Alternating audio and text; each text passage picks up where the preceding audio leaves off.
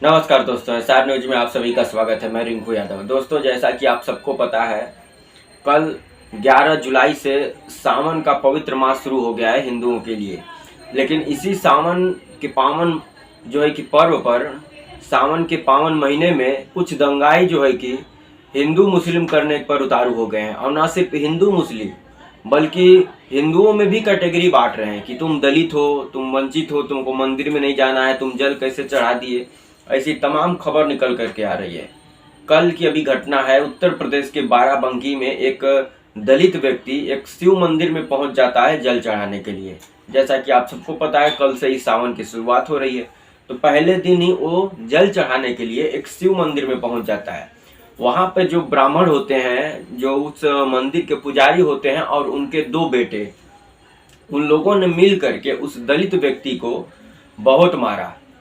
इतना मारा कि वो अधमरा हो गया। उसको आनन फानन में नज़दीकी अस्पताल में भर्ती कराना पड़ा और वहां से भी उसको ट्रांसफ़र करना पड़ा एक दूसरे अस्पताल में। आप सोच सकते हो, उसकी बस इतनी गलती थी कि वो दलित था और शिव मंदिर में जल चढ़ाने पहुंच गया। और ब्राह्मण जो पुजारी लोग थे और उनके दोनों बेटे मिलके उसको बस इस बात के लिए मारते हैं कि वो ब्राह्मण के पास कैसे आ गया, वो शिव मंदिर में दलित होके कैसे जल चढ़ाने शिव जी को आ गया। बस उसकी इतनी सी गलती थी और इसलिए उसको बहुत मारा गया। तो क्या 1990 के पहले वाला जो हमारा देश था, जो प्रदेश था, क्या वहां पर फिर हमारी वापसी हो गई है, जहां पर दलितों को, वंचितों को, शोषितों को, आदिवासियों को मंदिर में प्रवेश पर वर्जित था? क्या वह दौर फिर से शुरू होने लगा है? कुछ सामंती मानसिकता के लोग जो है कि फिर से वो दौर लाने की कोशिश कर रहे हैं। और जो कुछ पाखंडी बाबा जो हिंदू राष्ट्र बनाने का नारा लगाता है, जो हिंदुओं को एकजुट करने का नारा लगाता है, अब वो कहाँ गया? उसकी कोई टिप्पणी इस घटना पर नहीं आई। क्या वो दलित व्यक्ति हिंदू नहीं था? इसका जवाब कौन देगा? क्या दलित जो है कि हिंदू नहीं होते हैं? क्या आदिवासी हिंदू नहीं होते हैं? क्या शोषित, गरीब, वंचित हिंदू नहीं होते हैं? क्या हिंदू केवल कुछ उच्च जाति के लोग होते हैं जिनका अधिकार केवल मंदिरों पर है, केवल वही पूजा कर सकते हैं, केवल वही कथा कह सकते हैं? पिछले दिनों इटावा में जो घटना हुई थी, एक यादव कथावाचक को किस प्रकार से मारा गया, उसको प्रताड़ित किया गया, उसको वाद्य यंत्र को तोड़ दिया गया, उसके साथ लूटपाट भी हुई। तमाम ऐसी घटनाएं उत्तर प्रदेश से निकल करके आ रही हैं। और कांवड़ यात्रा में सर्वे करवा लीजिए आप लोग, उसमें सबसे ज़्यादा पीडीए समाज के लोग ही कांवड़ ढोते हैं। बड़े बड़े मंत्रियों के बेटे कांवड़ यात्रा उठाने नहीं जाते हैं। उसमें पीडीए समाज, 90% पीडीए समाज के लोग कांवड़ यात्रा में शामिल होते हैं। मैं उन पीडीए समाज के लोगों से एक सवाल पूछना चाहता हूँ कि जब आपके बेटा बेटी को यही उत्तर प्रदेश पुलिस नौकरी मांगने यदि सड़कों पर उतरते हैं, धरना प्रदर्शन करने हैं, तो वहां पर लाठी चार्ज होता है, वाटर कैनन का इस्तेमाल किया जाता है। लेकिन वही आपके बेटा बेटी यदि कांवड़ यात्रा में शामिल होते हैं तो वही उत्तर प्रदेश पुलिस आपके बेटों के ऊपर, आपके बेटियों के ऊपर पुष्प वर्षा कराती है। ये सोचिए आप लोग कि किस प्रकार से उत्तर प्रदेश सरकार, खास करके भारतीय जनता पार्टी की सरकार, आपको मानसिक गुलाम बनाना चाहती है धर्म के नाम पर।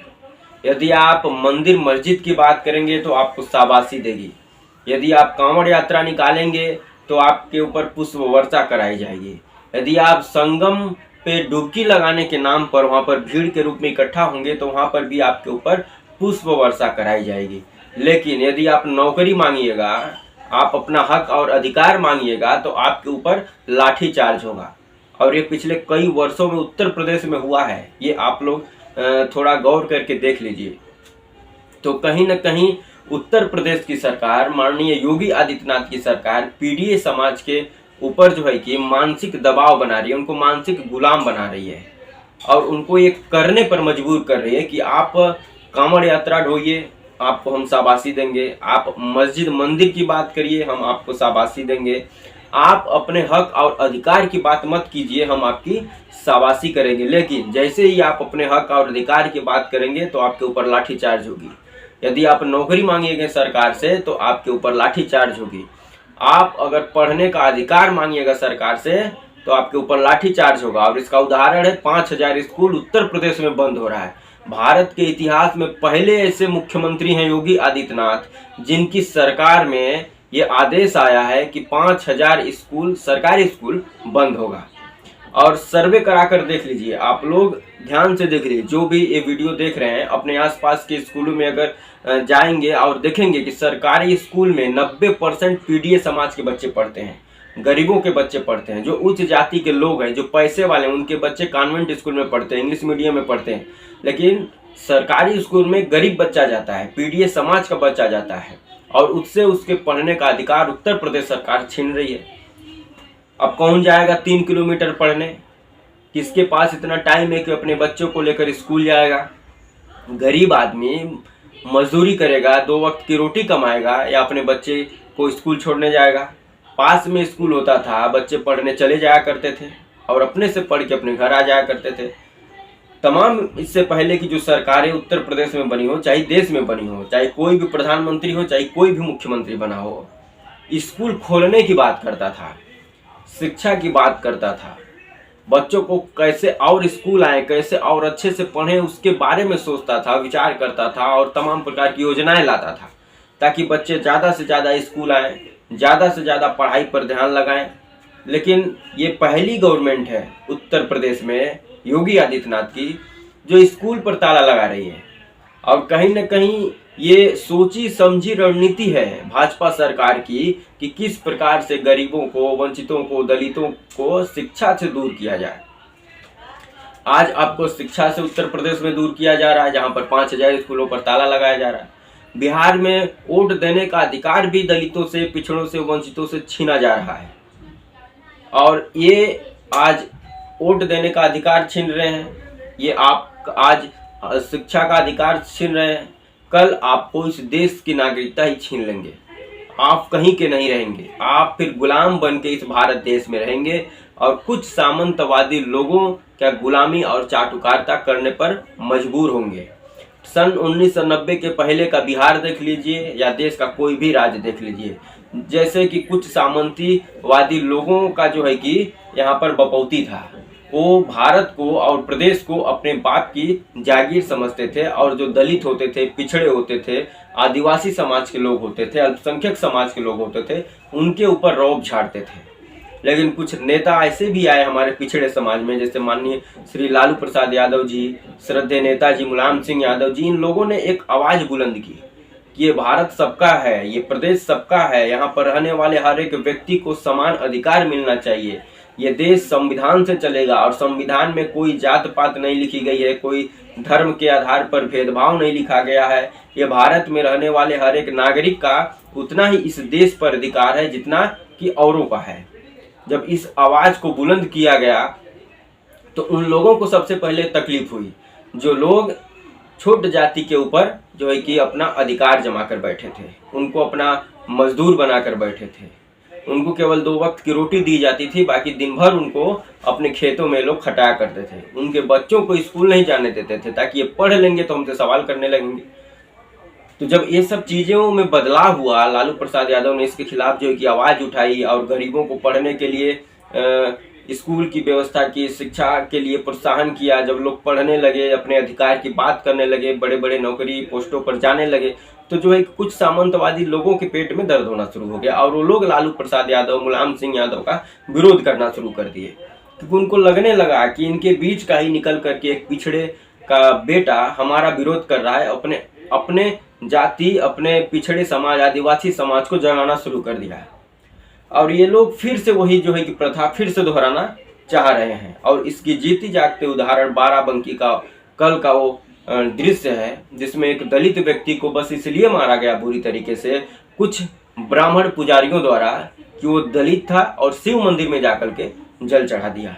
यह कहीं न कहीं भारत के लिए खतरा है, भारत के संविधान पर खतरा है। और जो लोग आज सत्ता में बैठे हैं, ये गांधी को कम गोडसे को ज़्यादा मानते हैं, ये लोग सावरकर को मानने वाले लोग हैं, इसलिए ये लोग तरह तरह का हथकंडे अपनाते हैं भारत के संविधान को कमजोर करने की।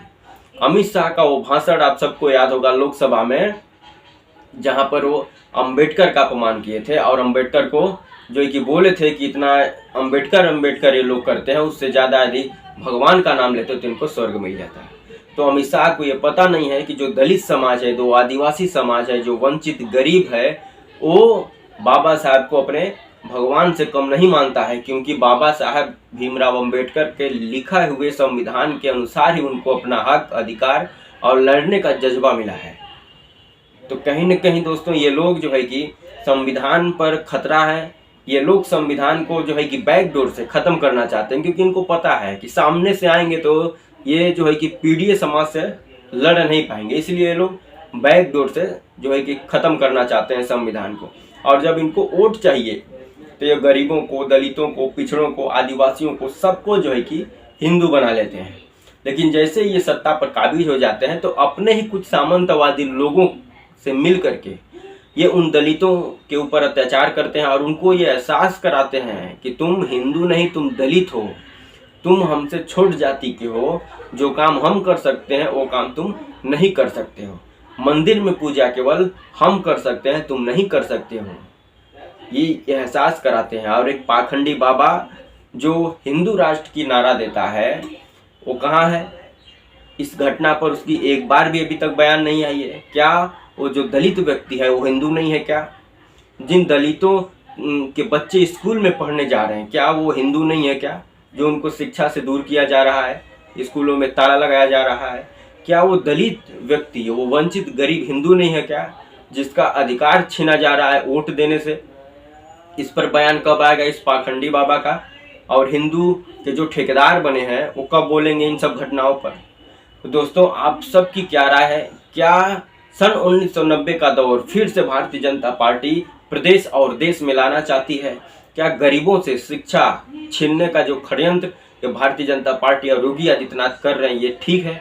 इसके बारे में कमेंट कर जरूर बताएं और ऐसी तमाम और वीडियो पर हमारे चैनल पर बने रहें। और वीडियो अच्छा लगे तो लाइक कर दें, चैनल पर अगर नए हैं तो सब्सक्राइब कर दें, शेयर करना ना भूलें। जय हिंद, वंदे मातरम।